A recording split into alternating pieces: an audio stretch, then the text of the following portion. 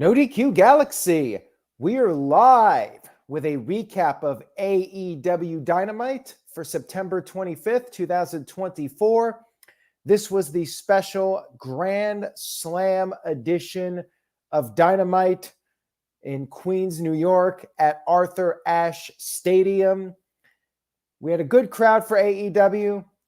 Not their biggest crowd at Arthur Ashe, but a respectable attendance. I think they had over 8,000 people for the show. Might have been their biggest attendance of the year for a Dynamite. Anyways, let's get to the show. We opened up with Nigel McGuinness coming to the ring for his match against Bryan Danielson. Was Bryan there? Bryan's music played. He didn't show up. This was his regular music, by the way. Nigel got on the mic, said he wanted a 10 count, but then the final countdown hit, and Bryan Danielson did, in fact, show up for his match with Nigel McGuinness, the AEW World Champion. They had their face-off. It was back and forth. They traded shots. Nigel played possum a little bit after being kicked low. He targeted the arm of Danielson. He sent Bryan arm first into the steps, and then he tried to drop the steps onto Bryan's arm, but Bryan was able to move out of the way. Then Bryan built up some momentum when they got back in the ring. He hit the running knee, but could not make the cover. He did the yes kicks. Nigel kicked out. Nigel then went back after the arm, used a thumb to the eye. He hit his ripcord lariat, but Bryan kicked out. He hit the Tower of London cutter. Bryan kicked out again. Another lariat. Bryan kicked out yet again. McGuinness threw everything he had at Bryan, but then Bryan finally got on the label lock, and Nigel tried to get out of it, but he could not do it. And then he mouthed something. The announcer said it was thank you. I thought it was F you. It was bleeped out or censored, whatever it was. But regardless, Nigel said something, and then he tapped out. Bryan got the win. I thought it was a good match. I don't think it was a classic by any means. It was solid, good match, probably not at the level of their classics by any means, but it was a good match. Bryan picked up the win. And then afterwards, Christian Cage showed up and attempted to cash in his contract, his money in the bank, whatever you want to call it, his guaranteed world title match. But then Kip Sabian showed up and stole Christian's pen and ran off. Christian could not cash in without being able to actually sign the contract. I thought this was really dumb.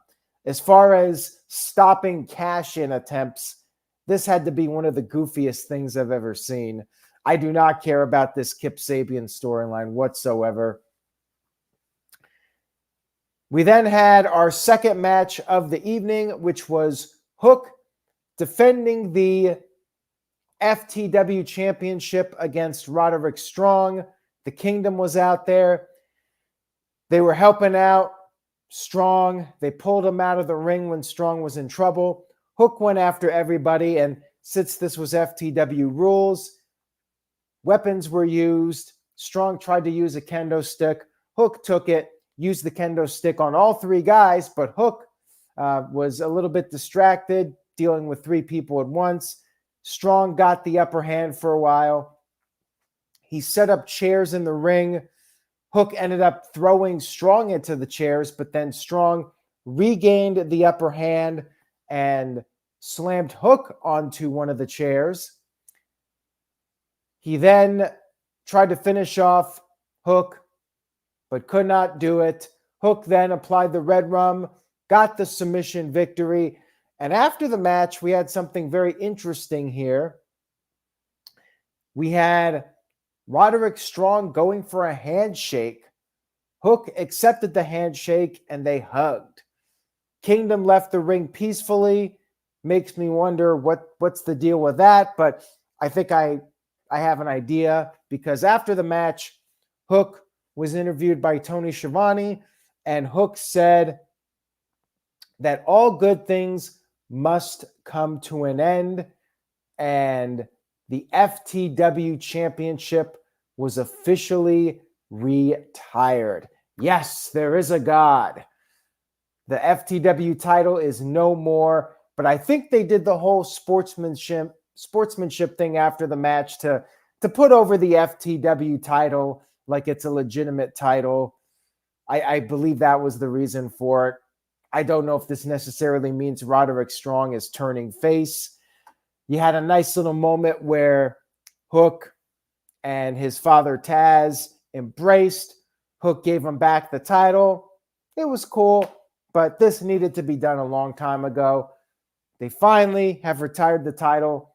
Now Hook can move on to other things. Part of me felt like he was going to be defending this title for the rest of his career. Thankfully, they are moving on with this. Now, we had our third match of the evening. This was action heavy, being the Grand Slam edition of Dynamite, almost like a mini pay-per-view. We had the Young Bucks versus Will Ospreay and Kyle Fletcher. Hot start for the Bucks. They started posing, but then Ospreay and Fletcher took advantage. They hit these dueling moonsaults to the outside. And then after the break, Ospreay countered a BTE trigger. He hit a double Oz cutter to both Bucks. And then Nicholas took out Fletcher with a face buster. Ospreay came off the top onto Nicholas. Will then got hit with a destroyer, but no sold it. Hit Matthew with the hidden blade. All four guys were down. And then after another commercial break, Will and Kyle hit double styles clashes. And then Will hit the hidden blade to Matthew. Fletcher with the Stormbreaker. Or no. It was Ospreay who hit the Stormbreaker. And then Nicholas broke up the pin. This was action heavy. Will then took out Nicholas with an Oz cutter. Ospreay and Fletcher did the TK driver, the Bucks' move to Matthew. Matthew, though, kicked out of it. And then Fletcher went for a turnbuckle brainbuster, but Nicholas once again broke up the pin.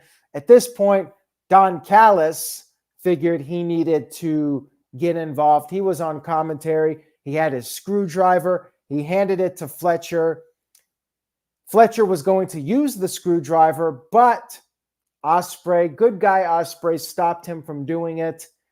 This was the downfall for Ospreay and Fletcher, because Matthew hit Ospreay with the championship while the referee was distracted.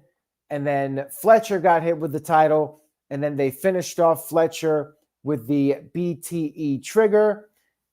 It was a really good match. I know it's not everybody's cup of tea, but I thought it was very entertaining. I thought it was the best match on the show. And I liked the angle they did here. I figured this was where they were going to set up the breakup between Ospreay and the Don Callis family. So this was all well done. Good stuff here. Although, if you're a fan of the Young Bucks, you would have enjoyed this match. If you're not a fan, you're not going to like it. So it's kind of like that type of match where, depending on if you're a fan of the Bucks or not, you either liked it or you hated it. But I did enjoy it. We had a backstage segment where Rocky Romero has been invited to the conglomeration. I do not care about this whatsoever. Not a fan of the faction name. Just not really a fan of it. I feel like they're all just thrown together because there's nothing else better for them creatively. Next up, we had Tony Schiavone speaking to Prince Nana on the stage, Nana revealed that Swerve Strickland is the most dangerous man in AEW, but he is not cleared to come back just yet. Now, at this point, we had a surprise interruption by MVP. MVP officially debuting with AEW.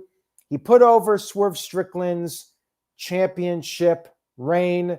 However, he brought up the failures of Swerve Strickland losing the title, having his house burned down, losing to Hangman Page at All Out, and blamed it on management, basically blaming it on Prince Nana.